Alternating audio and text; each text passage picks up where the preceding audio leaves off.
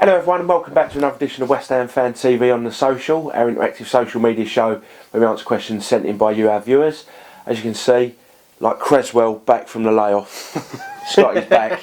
We did have a couple of comments saying, oh, Scott on the injury list as well. Yeah. So, but no, he's just been on holiday, that's Bit all. away, drinking, sunning it up, you know. Yeah, you're looking nice and... Yeah, I feel alright. It done... needed a break, mate. Needed a break. So no, Scott's back off the injury list now. So. That's it. I'm back now till May. That's it. Right, we'll dive straight in, yeah? Yeah, go on, mate. First one is from Tristan Tardy. This is all the Twitter ones first. Oh, right, okay. Says many fans or many clubs are able to have great atmospheres in stadiums with a running track, i.e. Roma and Red Star. Could we achieve this at the London Stadium? Yeah, of course you can, but you need to move people so that they're all sitting together. I mean, I think me and Ryan were saying something similar the other week on the social. You know, you got to have, say maybe like the lower tiers behind the goals, and on the corners. You know, it sounds silly, but like a singing section. Yeah. You know. I didn't want to say singing section. No, but yeah, that's the easiest way to describe it. Is you need a section like we had at the bowling. Bobby Moore lower, Chicken Run in the corner, Trevor Brooklyn in the corner. You knew, as we said before, that's where you stand up. You need it round where the away fans are, don't you? Exactly. So. You know, and we do that. The football abroad's a lot different because you know you have the flares going off and things like that. It's, you know, but yeah, you can do it. I can't see why not. No, I mean I think they are making steps to remedy the situation, and now starting to move people in. So the thing is, hopefully by next season, with a few tinkering, I think the atmosphere will be a lot better. Yeah, a lot better. I say it will be interesting to see like when we played Chelsea, you know. Yeah, that's it. That's what we ain't had a London derby, have we? Like big, so you know, we'll see. Yeah, we'll see. But doable, definitely doable. Definitely. Next one's from the Three-Legged Lamb. I love that. That's brilliant. When are we getting a Bobby Moore statue outside the London Stadium? Now, right, we've got a little bit of info regarding that, didn't we? From what we understand, from what we've been told, the statue at the Boleyn is not moving. It's staying. They want to run the area, don't they? What I've heard is Moore, Hurst and Peters played at the Boleyn. And they want to honour that. And they want to honour the area and the old ground. I know we're having the memorial gardens put into the built where they're doing, you know, the site, but they want to honour the area. So it looks like that statue's going to be staying at the Boleyn, and there'll be a new statue of Bobby Moore built, just of Bobby Moore, built at the London Stadium. But in our answer to the question, we don't know when. No. But I think West Ham are still arguing the point they want to move the statue to the London Stadium. So it's all up in the air, but that's what I've heard. Yeah. So eventually there will be one, but we just don't know when. No. This one's from Alex Irons PB. How much longer would you give Bilic to turn things around? I'd heard rumours he had like 4 games to save. I think I don't agree with giving managers a time. No, saying you've got 4 games because then it puts unnecessary pressure. But also you could you sit there and give them a time limit. Like say you got to look December time, because if you're going to change managers, you either do it now or you wait till December. It's got to be before January. You know, if you can't turn things around, it's got to be before January, because then that allows another manager to come in, look at the squad that we've got, look at the players that we've got, and then add the players that he wants in the January transfer window. But then if you sit there and say, right, we're going to give Bilic till the 1st of December, what happens if we go out in the next 2 or 3 games, pick up 4 or 5 injuries, and we're left with a depleted squad? Yeah. And then you're saying, right, well, that's what you've got to do with. You couldn't do it with that, but then no other manager would have been able to do it with it. Do you get what I mean? I mean, personally, I wouldn't want to get rid of Bilic. I think he'll turn it round. I think he will. I really do. Yeah. I mean, I love Bilic. I think he's a great manager, but we've had a bad run. But we're getting players back from Exactly. We're getting back to our full squad. Creswell coming back's going to be like another signing because Ayew coming back. Sacco. Exactly. So yeah, I wouldn't even consider getting rid of him. No, exactly. Hopefully by the end of November, everyone's back fit, everyone's back playing, and we've got a few wins on the board. I know we've got some tough fixtures coming up, but beat Palace, beat Sunderland, things are a lot more different. So yeah, you can't really give him a time limit. Yeah, no. So I'll say it just puts unnecessary pressure. Yeah. In an already pressurised situation. Exactly. Just heaps more on. So. Right, next one is from Sam Zini at SamCamo6. What would you improve at a new stadium? And you can't say move the seats closer. What do I improve I'd at a new stadium? Maybe the stewarding. Yeah, maybe but I mean, work with the company that are doing the stewarding. But I don't know why they didn't just bring in at least the head stewards from the bowling to at least for the transitional period. Yeah. See, for me, I know it's saying you can't move the seats. The stadium should have been sorted a lot better than what it is. I've noticed if you're down the front, and it's raining, you get wet. Maybe the extend the roof out a little more. Would have been good to have a retractable roof. A bit like Wembley, so you just have that square in the middle that isn't covered. I don't know, it's a tough one. What would improve? The stewarding, that's the main important thing. I think that's the one. And the segregation between the home and away fans outside the ground. Yeah, because they just walk them straight through. They've done the inside, now sort it the outside. Yeah, but I believe they are working towards... We'll wait and see. Right, this one's from Aslan Jewis. What do you think about Czech's comments on unmotivated Bilic? I think it was along the lines of his international managers more. But his international manager, right? If the comments are true, right, we ain't professional footballers. No. Right now, playing football ain't an hard job. Right, because we're not pros, but we all play football. We paid to play football. Yeah. Right now, you got yourself up for a game. Now, playing for your national side should be a lot easier getting yourself up for a game than playing for the team you're employed to do. Yeah.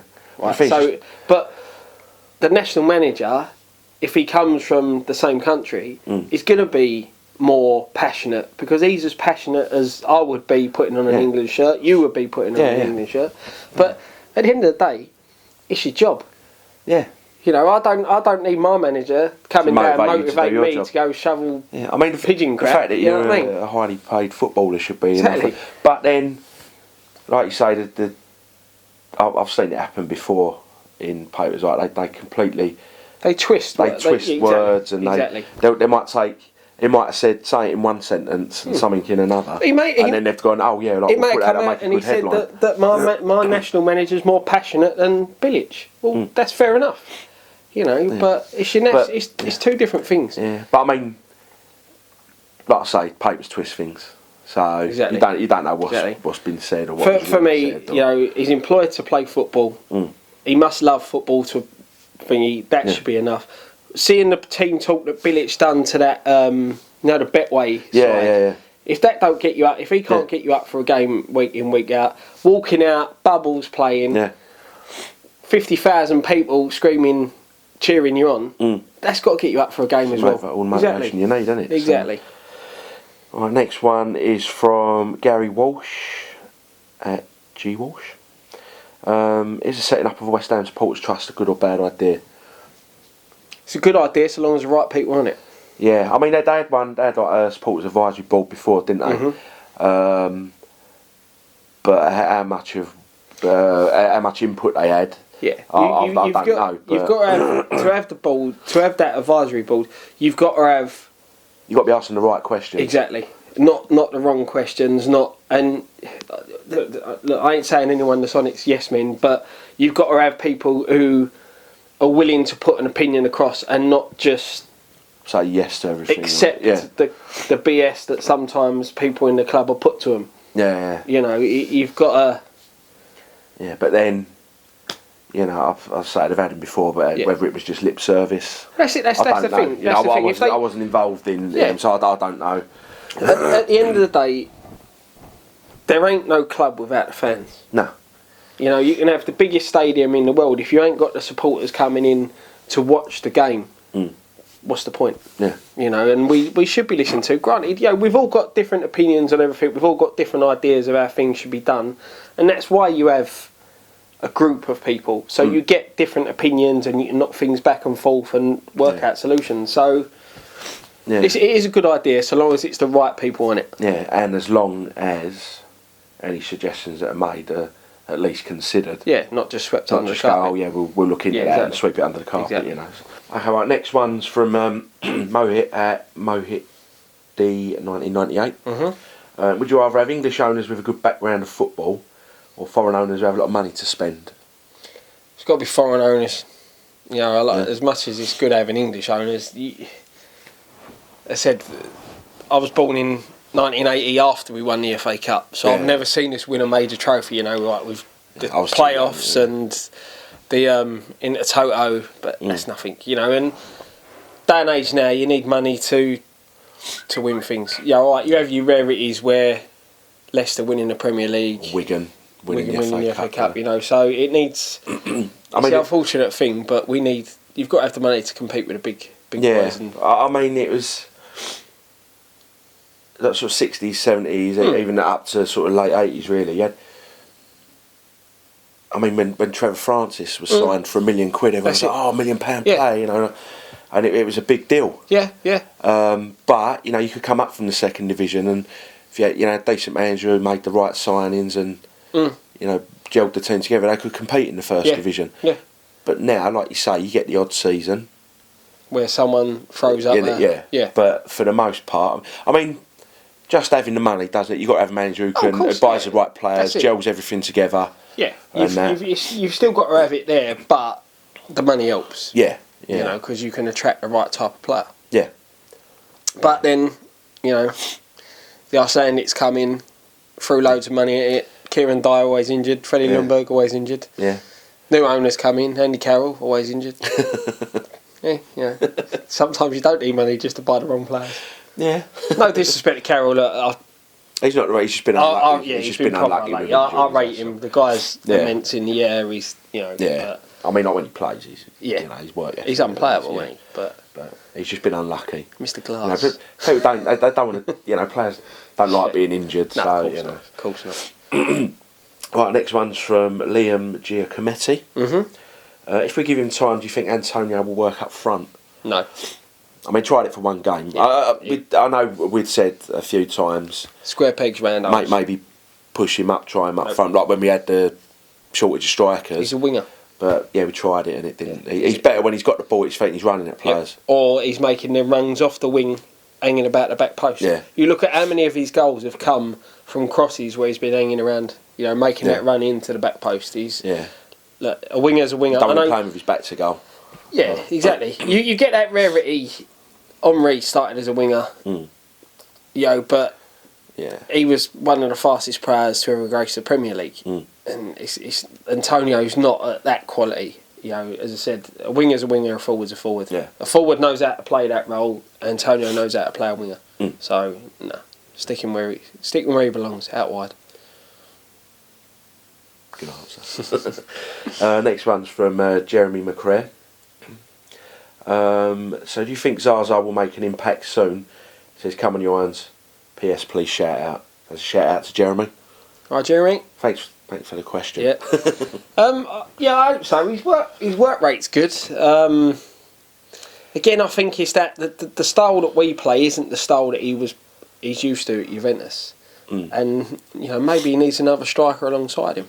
I mean, he works his work ethic. Like he runs his socks off. So he works hard. So you know, you got to give him games and give him time. You know, I know we've said it previous.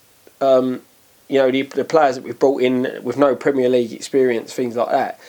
You got to give them time to bed in and get used to the pace. You know. Yeah. And he's been asked a lot, but we'll see. You got to give him a few more games yet before. I think once he gets a goal, because you can see it. He's trying. He desperately wants to score. Of course he does. Like, you know, if he has a shot and he misses, But he's a forward. All forwards want to score. I think once he gets one, Yeah, that'd be it. He'll press go on. I reckon. All right, this one's from Slim at Slim Bill 7.